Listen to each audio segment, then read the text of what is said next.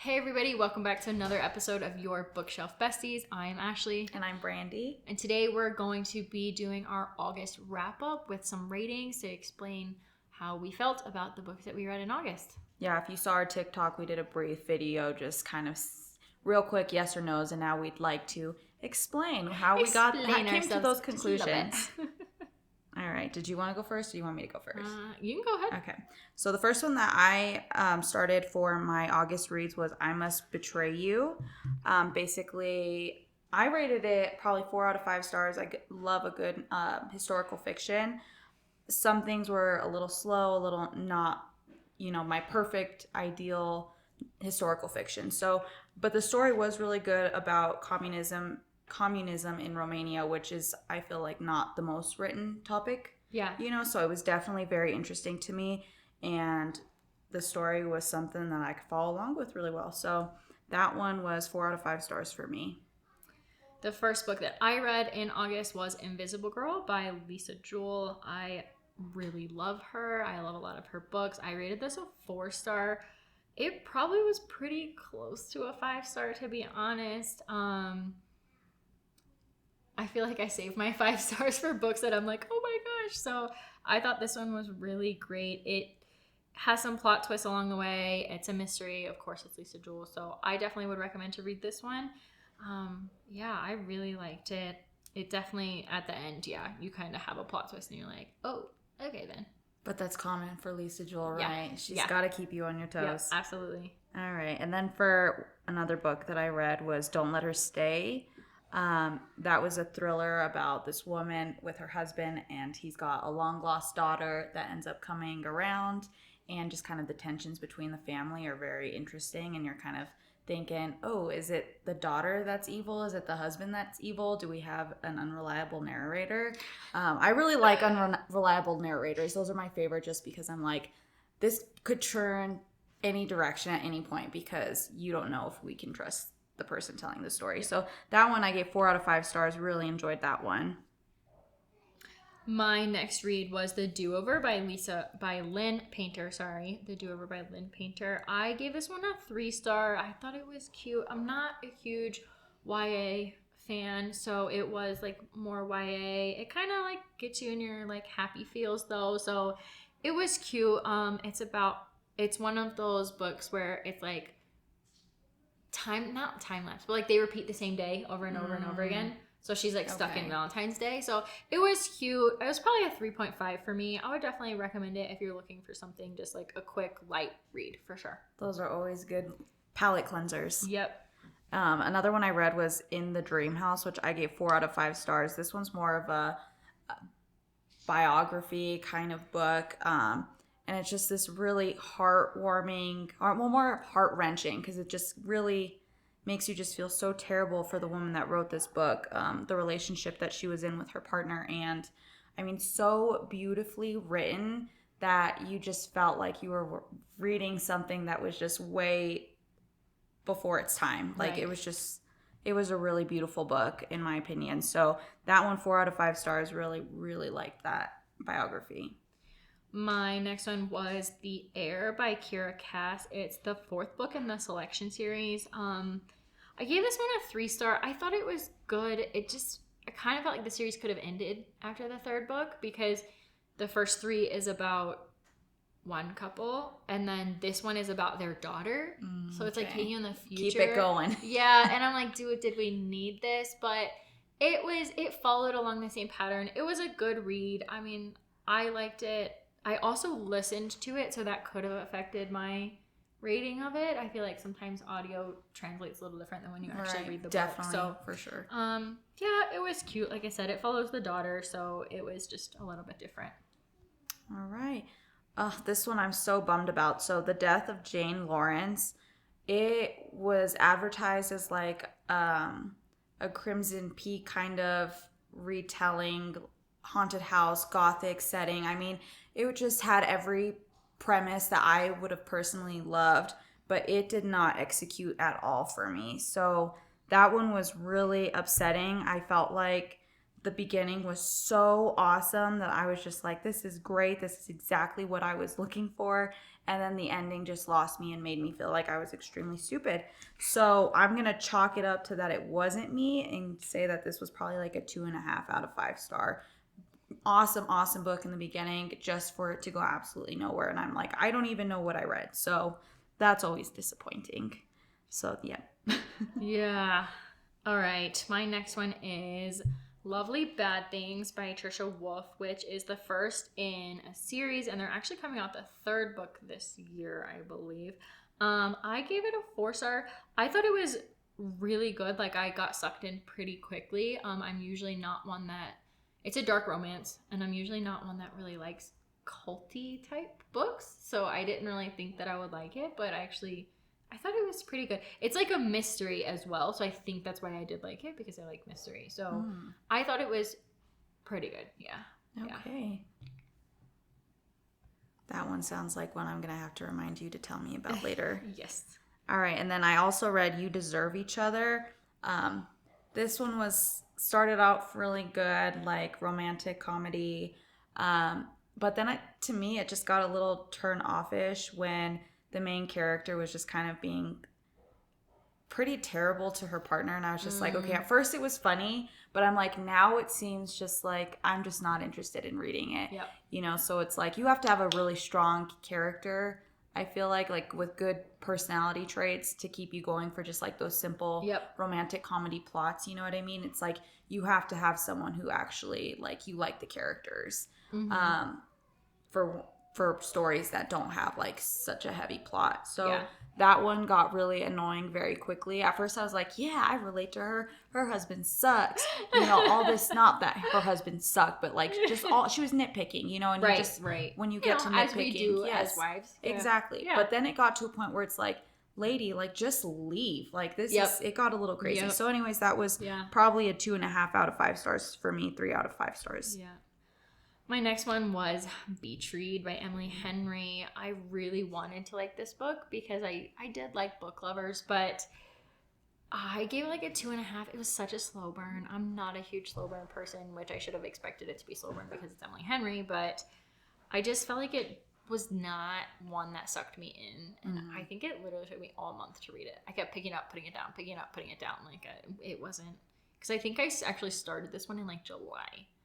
And I finished it like mid-August. Yeah, so it was slow burn for me. Yeah, not my favorite. Don't know if I'd recommend that one. That's kind of how I feel about my next book, which is Forever Never. I hear that Lucy Score is just a slow burn kind of gal. This was my first book reading of hers, and I was not a fan. Yeah. Again, I was like not into it. I definitely think she's like Queen of Slow Burn, because that's how I felt about Things We Never Got Over. Yeah, I mean, I've never read that one. It was on my list. I did take it off my list after this book because I'm just like, I like slow burns when I find them on accident. Yep. You know what I mean? But I'm like, I don't think I would ever intentionally read one labeled as a slow burn. But that one was just not enough. Not for me. Yep. I mean, the main character was just so immature for being a woman in her 30s. And I didn't think that his character was the kind of man that like makes me tick, at least. Just wasn't very attractive to me. So yeah, Makes sense. Was probably a 3 out of 5 for me. Surprised it wasn't lower. My next one was Never Lie by Frida McFadden. I really liked this book. I did not see the plot twist coming at all. It was probably pretty close to a 5-star. It's just sometimes her writing is a little off, but also I know that you don't like her writing, but I listened to this one again, and I think that might be why I liked it so much. Right. Because it wasn't like I was reading the grammar. I was just like listening to like the amazing story. So I thought it was really good. I'm actually listening to this one right now, so I'll have to Never Lie. Know. Yeah. I think it was probably a 4.5 for me. Mm-hmm. I really liked that one. Oh, nice. Yeah. That's a nice little treat. Another one for me was Payback's a Witch. This is the first book of a series, and honestly wasn't a fan. I always am looking for a good new witchy read, and this was not it. I feel like that's kind of hard to come by with my witchy reads that I like to read. So that one was probably a 2 out of 5. Yep. My next one was Throttled by Lauren Asher. I think I gave like a 2.5 star. It was not my favorite. It very slow burn. I felt like there was no plot really. It was just weird. Like I know it's weird to say there's no plot because there's a story, but like it didn't go anywhere. No, I completely agree. I also read that Because you book. read that Yeah, one. and What did you give that one? I gave it probably 2.5 stars. It just like it was labeled kind of as like a smutty book, and I'm like, okay, either the smut has to be really, really great for there to be no plot, or the plot has to be really great for there to be low smut, poor written smut. You know what I mean? So yeah, for that one, I didn't really get much out of that one either. Yep. I'll hit my next two because they were both really quick novellas that I listened to. So I listened to The One Night by Megan Quinn. I think I gave it like a 2-star, 3-star. It was kind of boring. It is what it is. Kind of. It was a very, obviously it's a novella, so it was a very, very quick read. It was, I couldn't even tell you what it was about. Yeah, that's probably a skip. And then The Honeymoon Crashers, which I was really excited for because it's like the Unhoneymooners, like 1.5. It's like a novella after, so it's about the sister. And I was like really excited, but I did not like it. And again, it's audio only with this one. You can't even read the book. I think why I didn't like it, it was one of the like more graphic audios. So it like had sound effects in it, and I didn't really like it. Just a little Plus, extra. like this, she just annoyed me, the main character. So yeah, not my fave. All right, and then I also read the Southern Book Club's Guide to Slaying Vampires. That one for me was a very nice treat. A good pre-Halloween book about housewives and a vampire, and you follow the main character who very much represents the average stay-at-home 90s mom, and then she has to go and save her neighborhood from this very personable vampire that's parading around her neighborhood. So that one to me was super cute and fun and entertaining, and I really want to read that one. Yeah, I chuckled. So that one was 4 out of 5 stars for me. I really liked that one also. And then I read The Picture of Dorian Gray just because I like to keep up with the classics every once in a while. I know I'm weird like that. People Go for it. Whatever makes you happy. A lot of people right? are like, I don't have any interest in doing that. And I'm like, well, I like to stay grounded anyway. So that one was interesting. I mean, definitely there were some parts that were really slow compared to other, but the writing of it is just different than what we read now. You're analyzing a lot more. Things mean a lot more than what that you think they mean right off the bat. Yep. So yeah, that one I gave like 3.5 out of 5 stars for that one. Do you have more? I do. Oh, okay. Sorry. That's okay. We can knock this one out. We both read In My Dreams I Hold a Knife. Mm-hmm. I think we both rated it 4 stars. Yeah, 4 stars. I think it was annoying characters, but really, I love just like I was entertained the whole time. It gets you sucked in right away. Yeah. That's so that I and can then you want to appreciate figure that. out who it is because everybody has motives. So yeah. Who doesn't like you a think good for motive? 1 second you know what's going on, and then you don't, and then Yep. Sure enough, the ending is still surprising. You know. Yep. And then I read the This Love Hurts trilogy. This Love Hurts trilogy by W. Winters, who is Willow Winters. They were all pretty short. I rated them all 3 stars. They weren't amazing. I don't know why I continued the series. Because she's not a quitter. I'm not a quitter. I just wanted to find out what happens. There was a lot. I felt like it was just meh.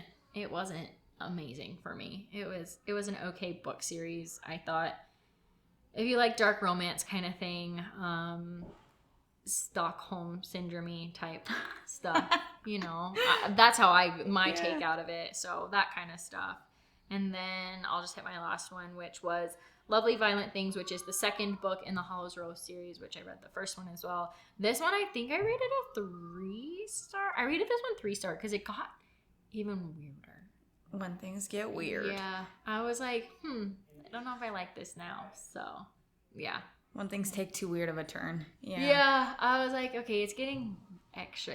The culty part is what it is, but then it got like really into it, and I was like, this is a little too extra. Out there for me. Yeah. I think what I finished my August reads with was What Moves the Dead, and this one was really good. I feel like I don't see this book talked about enough. It's very short, but I mean the story is so cool, like just the premise of it. The author even creates new pronouns in this story. I mean, interesting. Yeah, it was really, really cool. I really enjoyed it. As in... like so if you're a soldier, you get a different set of pronouns. You know what I mean? You're not Oh. just he or she. You're Okay. something else. Yeah. Yeah. And then if you're a kid, you're not referred to as she or he. You're referred to something younger. So if you were to refer, like, talking about, like, a kid in an adult pronoun, they would be like, whoa, you see that kid is an adult, like, creepy. You know what I mean? That's like, interesting. Okay. It really was. It was so unique. And it was super short. It might have been one of the only books that might have been a little too short for me because I just wanted to read more. Yep. Yep. But it was really good. She's coming out with the second book for it, I think, next year. I feel like that's always a good sign when you want the book to be longer, when you don't want to end, or when you don't want the series to end, kind of thing. Yeah. So that is pretty much what I ended up with for August. Cool. Well, I think that was 27 books between us. Yep. And thank you guys for tuning in. We can't wait for you to join us on the next one. Bye.